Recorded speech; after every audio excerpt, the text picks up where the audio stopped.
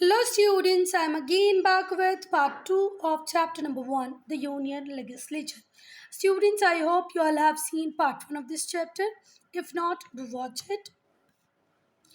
Students, till here we have completed everything in part 1. We'll start part 2 with Rajya Sabha. Rajya Sabha is the upper house of parliament. Parliament का upper house होता है राज्यसभा। इसे council of states भी कहते हैं। Upper house को क्या भी कहते हैं बच्चा? Council of states. और ये क्या है? Upper house of parliament. ठीक है बात। जो स्ट्रेंथ होती है राज्यसभा की वो कितनी? 245 मेंबर्स। इसमें जो 233 हैं उन्हें इलेक्ट करेंगे elected member of state legislative assemblies. जो एमएलए होते हैं ना, मेंबर ऑफ लेजिस्लेटिव असेंबलीज, वो इलेक्ट करेंगे 233 मेंबर्स को। ठीक है बात। और जो रिमेनिंग 12 है, देखो 233 कौन इलेक्ट कर रहा है बच्चा? स्टेट लेजिस्लेटिव असेंबलीज के मेंबर इलेक्ट कर रहे हैं। और हम बोल रहे हैं कि स्ट्रेंथ कितनी है अभी? 245। तो बाकी के 12 कहाँ गए? तो ये जो 12 हैं इनको नॉमिनेट करते हैं प्रेसिडेंट। ठीक है। अब किसको नॉमिनेट करते हैं बच्चा? एक्सीलेंस, जिसने अपनी फील्ड में हासिल की हो। ठीक है। जैसे सचिन तेंदुलकर, रेखा, मैरी कॉम, एम एस स्वामीनाथन, ये कुछ ऐसे व्यक्ति हैं बेटा जिन्होंने अपनी फील्ड में इतना अच्छा काम किया है कि इन्हें एक्सीलेंस हासिल हुई है। तो वैसे ही व्यक्तियों को प्रेसिडेंट नॉमिनेट करते हैं। Science field, technology, art, literature, social work, कहाँ पर बैठने के लिए? लोकसभा में बैठने के लिए। तो 12 मेंबर्स नॉमिनेट करेंगे हमारे president among man of repute in various spheres of life, जिन्होंने वेरियस स्पेयर्स ऑफ लाइफ में बहुत कुछ अच्छा किया है। एग्जाम्पल किस किस को लेके आएंगे हम? साइंस की फील्ड से, टेक्नोलॉजी से, आर्ट से, लिटरेचर से, सोशल वर्क से, इवन फ्रॉम गेम्स। ओके। चल, टेन्योर मतलब टाइम पीरियड। तो जो मेंबर होते हैं राज्यसभा के वो 6 ईयर्स के लिए इलेक्ट होते हैं। और इस हाउस के, ये परमानेंट हाउस है। क्या है बेटा? ये परमानेंट हाउस है। पूरा के पूरा हाउस कभी डिसॉल्व नहीं होता। तो जो 1/3 है इसके मेंबर हैं वो हर 2 साल में रिटायर हो जाते हैं। 2/3 members retire after every 2 years. It is a permanent house. Thus, there is a continuous flow of outgoing and incoming members after every 2 years. हर 2 साल में कुछ नए मेंबर आते रहते हैं और पुराने जाते रहते हैं। Thus, the house is never dissolved. इसलिए हाउस कभी डिसॉल्व नहीं होता और इसीलिए इसे परमानेंट हाउस कहते हैं पार्लियामेंट का। Now chairman and deputy chairman. जो वाइस प्रेसिडेंट होता है इंडिया का वो एक्स ऑफिशियो चेयरमैन होता है राज्यसभा का। अब क्या मतलब हुआ इस लाइन का? देखो, ये जो एक्स ऑफिशियो लिखा है ना, इससे आप ये समझो कि जो भी इंडिया का वाइस प्रेसिडेंट बन जाएगा वो बाय डिफॉल्ट राज्यसभा का चेयरमैन भी बन जाएगा। जैसे कि जो भी प्राइम मिनिस्टर बन जाएगा वो नीति आयोग का एक्स ऑफिशियो चेयरपर्सन भी बन जाएगा। ठीक है बात। नीति आयोग जिसे हम पहले क्या कहते थे बेटा? Planning commission.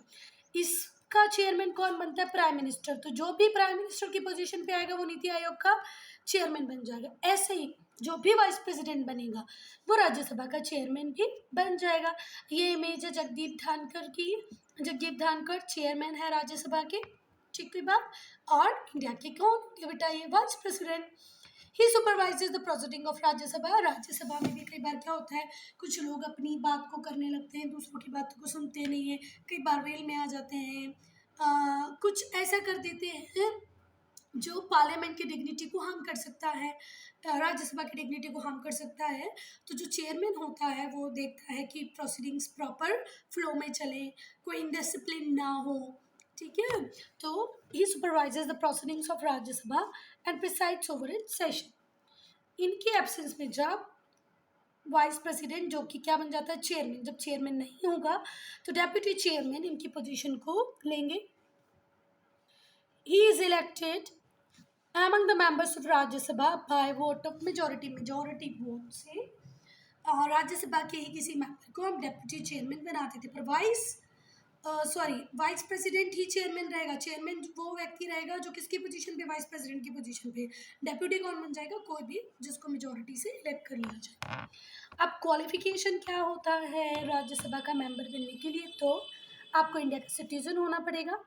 होना चाहिए। आप इंडिया के सिटीजन हो तभी आप राज्यसभा के लिए, लोकसभा के लिए इलेक्शन कॉन्टेस्ट कर सकते हो।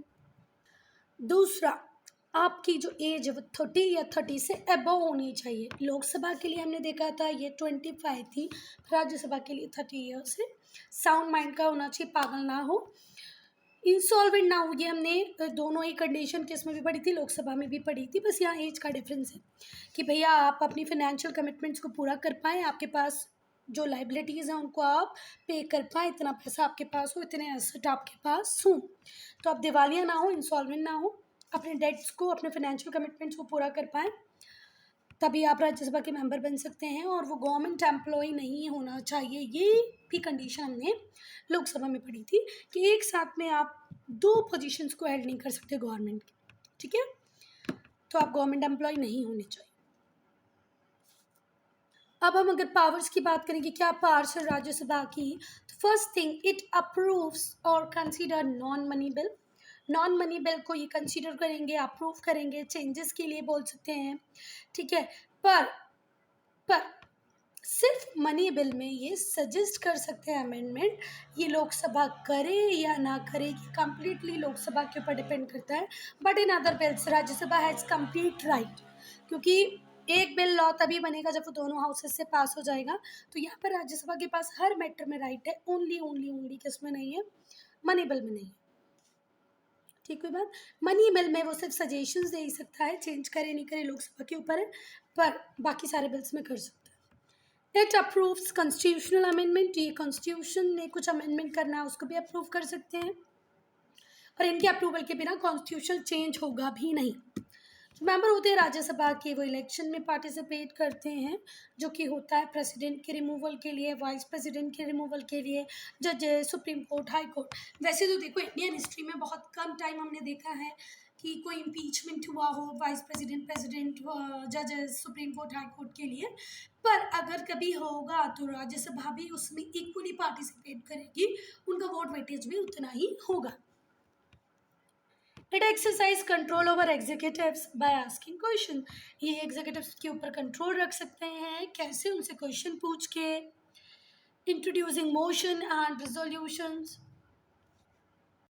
ये क्या इंट्रोड्यूस कर सकते हैं, मोशंस। मोशन क्या होता है, सिंपली बेटा प्रपोजल समझ लो। मोशंस क्या होते हैं, प्रपोजल, और ये मोशन से क्या बनते हैं, रिजोल्यूशंस, ठीक है बात। तो मोशंस क्या है, प्रपोजल है, तो ये कंट्रोल रखता है एग्जीक्यूटिव्स के ऊपर, क्वेश्चंस आस्क कर सकता है, प्रपोजल इंट्रोड्यूस कर सकता है, और फाइनली रेजोल्यूशन बना सकते हैं।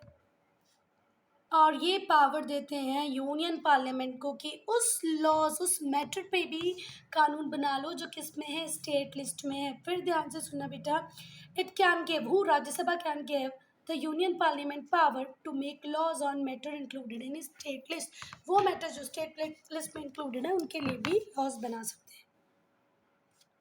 एनरिच योर नॉलेज पढ़ते हैं हम लोग। अभी स्टूडेंट्स, जब हमने चैप्टर शुरू किया था, नहीं पार्ट 1 में जब शुरू किया था, तो हमने 2 इमेजेस देखी थी, एक हमारा करंट पार्लियामेंट है कि न्यू पार्लियामेंट देखा था ना।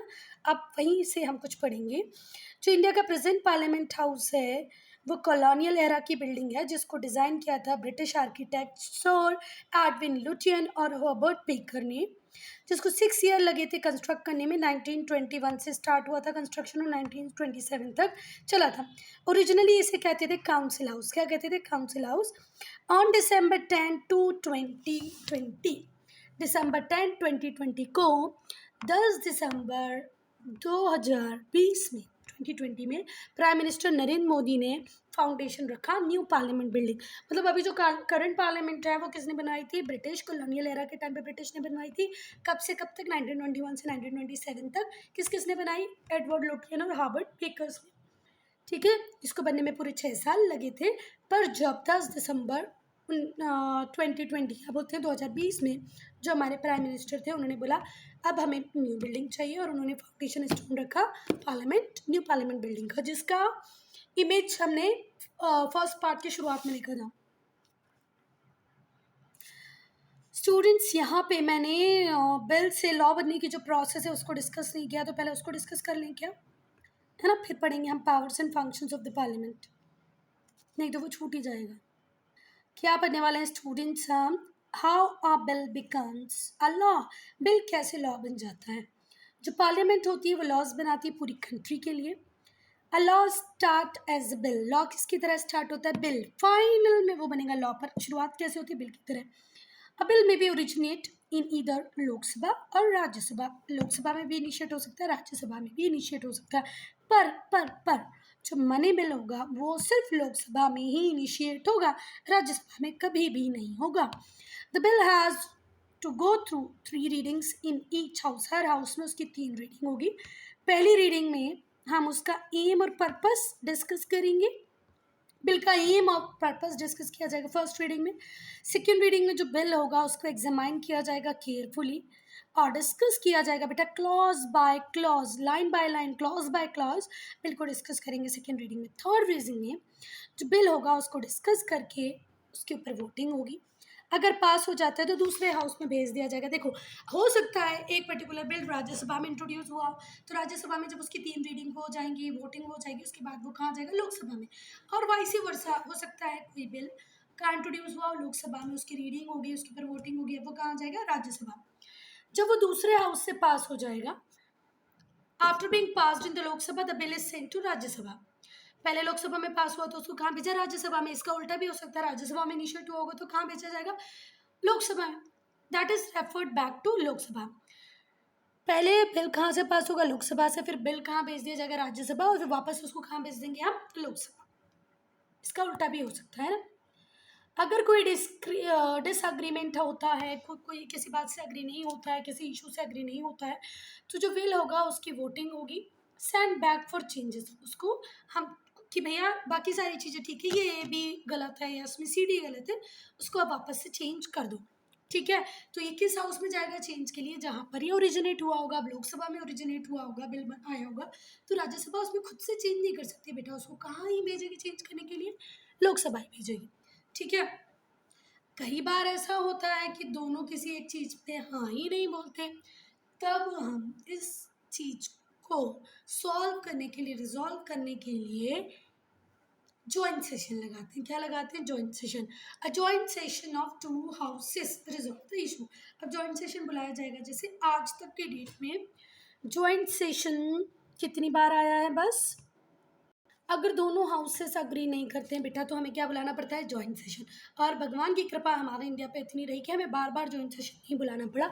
अब तक 73 ईयर में सिर्फ हमने 3 जॉइंट सेशन बुलवाए हैं, ठीक है। मैंने वही बताया आपको कि हमारा जो कॉन्स्टिट्यूशन था वो एनफोर्स हो गया था 1950 से, ठीक है। और अभी हम हैं 2023 में, तो 73 ईयर्स में अभी तक हमने 3 जॉइंट सेशंस बुलवाए हैं।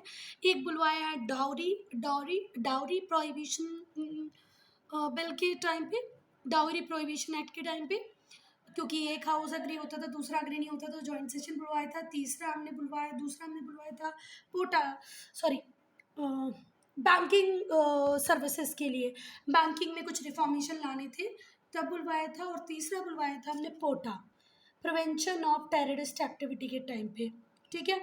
तो पहला डाउरी प्रोहिबिशन बिल या डाउरी प्रोहिबिशन एक्ट के टाइम पे, दूसरा बुलवाया था हमने बैंकिंग सर्विसेज के टाइम पे, तीसरा हमने बुलवाया था POTA, prevention of terrorist activity. 3 ही जॉइंट सेशन आज तक हुए हैं।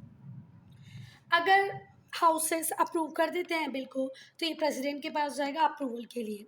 देखो, दोनों हाउसेस के बाद भी एक इम्पॉर्टेंट चीज़ रह जाती है, वो होती है प्रेसिडेंट असेंट, प्रेसिडेंट की सिग्नेचर, ठीक है। उसके बिना भी कोई बिल लॉ नहीं बन सकता। अगर प्रेसिडेंट एग्री होता है बिल से तो वो अपना असेंट दे देता है और वो लॉ बन जाता है। पर कई बार प्रेसिडेंट एग्री नहीं होता है तो बिल को वापस भेजता है, रिकन्सिडर इसको करो, इसमें कुछ चेंजेस करो। If the bill is sent again to the president, पर एक बार प्रेसिडेंट ने बिल वापस भेजा लोकसभा में या राज्यसभा में, जहाँ से भी वो ओरिजिनेट हुआ होगा, अगर उन्होंने चेंजेस करके या बिना चेंजेस करे उस बिल को वापस भेजा तो हमारा प्रेसिडेंट ऑब्लाइज्ड है कि उसको साइन करना ही पड़ेगा, फिर वो हाँ नाना नहीं कर सकता। जैसे ही बिल को प्रेसिडेंट का असेंट मिल जाता है, the bill after the president assent is notified, after notification it becomes a law of the land. उसके बाद वो क्या बन जाता है, लॉ ऑफ द लैंड। तो ये भी एक इम्पॉर्टेंट प्रोसीजर है। If I am going to make a paper I will include it in it, ठीक है। अब हम देख लेते हैं powers and functions of the parliament. जो यूनियन पार्लियामेंट है ये लॉ मेकिंग ऑर्गन है यूनियन गवर्नमेंट का। इसके अलावा बच्चा ये तो हम सबको पता है कि पार्लियामेंट क्या है, supreme law making authority, law making body. पर इसके अलावा इसके क्या काम है, इसके अलावा भी इसके बहुत सारे काम है। फर्स्ट पहला हम लोग देखेंगे लॉ मेकिंग फंक्शंस। ये नए लॉज बनाती है, पुरानों में कुछ सुधार करती है और कुछ को कैंसिल रिपील भी कर देती है। If necessary on all the 99 subject of union list. Union list में कितने सब्जेक्ट हैं बेटा, 99। All the reminder subjects which have not found place in any of the list. देखो कुछ मैटर्स यूनियन लिस्ट में, कुछ स्टेट लिस्ट में, कुछ कॉन्करेंट में, कुछ ऐसे भी हैं जो रेसिडरी लिस्ट में हैं, जैसे सॉफ्टवेयर है ना, तो उनके ऊपर भी ये लोग रूल्स लॉज बना सकते हैं, एक्ट बना सकते हैं। कुछ केसेस में ये लॉ बना सकता है स्टेट लिस्ट के मैटर्स में भी। हमने पहले ही बोला हम क्या है, होल्डिंग टुगेदर फेडरेशन है। क्या है बेटा, होल्डिंग टुगेदर फेडरेशन। तो होल्डिंग टुगेदर फेडरेशन जो होता है उसमें ज़्यादा पावर किसके पास होती हैं, सेंट्रल गवर्नमेंट के साथ। तो सेंट्रल गवर्नमेंट जब चाहे जब उनके ऊपर भी लॉज बना सकती हैं जो मैटर्स स्टेट लिस्ट में लिखे गए हैं। जो पार्लियामेंट है along with state legislature can pass law on 47 subject of concurrent subjects। ठीक है, तो 99 यूनियन के सब्जेक्ट, स्टेट लिस्ट के सब्जेक्ट और 47 कॉन्करेंट के सब्जेक्ट, इन सब पे नियम कानून बना सकती है हमारी पार्लियामेंट। जो यूनियन पार्लियामेंट है उसके पास सोल राइट है कि वो कॉन्स्टिट्यूशन को भी अमेंड कर सकती है। कुछ केसेस में ये जो अमेंडमेंट होते हैं इन्हें नीड होती है, रिक्वायरमेंट होती है कि ये मेजॉरिटी ऑफ स्टेट से भी पास हो जाए।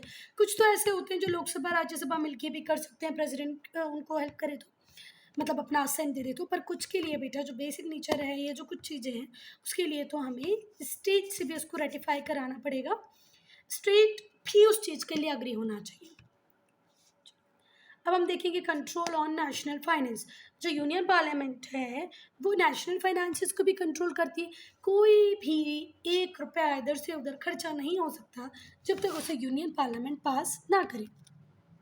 No money can be spent nor can be collected in the form of tax without prior approval of parliament. Parliament के अप्रूवल के बिना ना ही तो टैक्स के फॉर्म में हम किसी से कुछ कलेक्ट कर सकते हैं और ना ही कहीं खर्चा कर सकते हैं। जो पार्लियामेंट होती है वो बजट को पास करती है, किसकी, यूनियन गवर्नमेंट का। It is empowered to vote a cut in the budget और to reject it all together.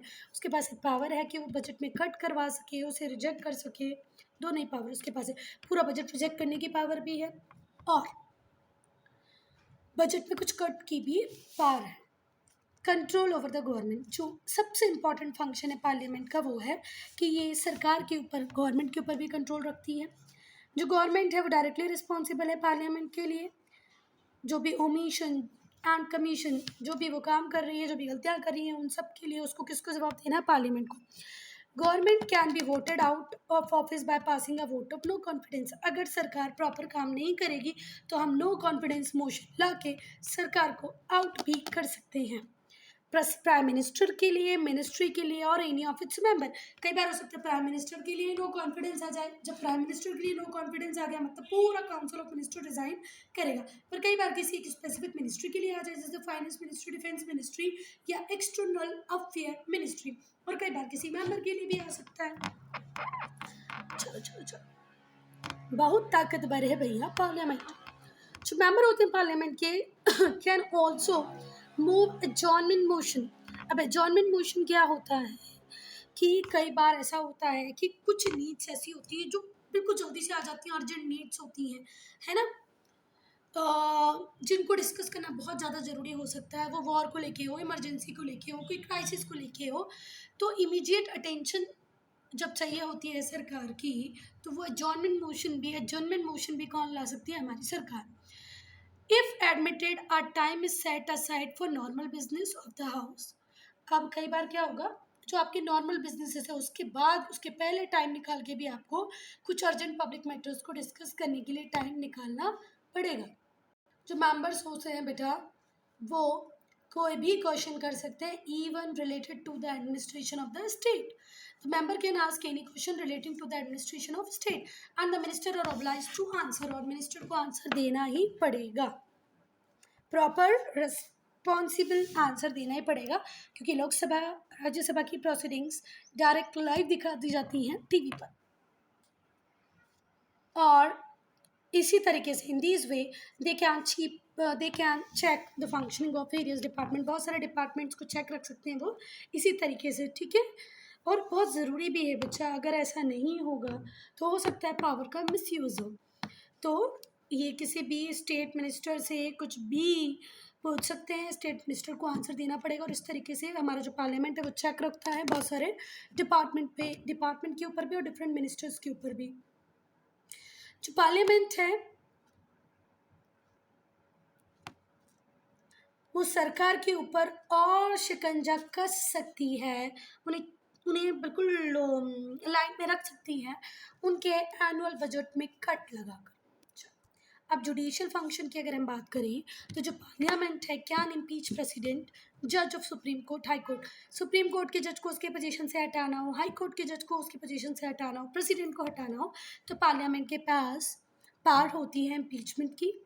In case they found violating the constitution और मिसयूजिंग देयर पावर, अगर पार्लियामेंट को ऐसा लगे कि इस सुप्रीम कोर्ट के जज ने, इस हाई कोर्ट के जज ने या इस प्रेसिडेंट ने अपनी पावर का मिसयूज़ किया है, कॉन्स्टिट्यूशन के रूल्स को वायलेट किया है, तो उसको वो इम्पीचमेंट के थ्रू हटा सकते हैं।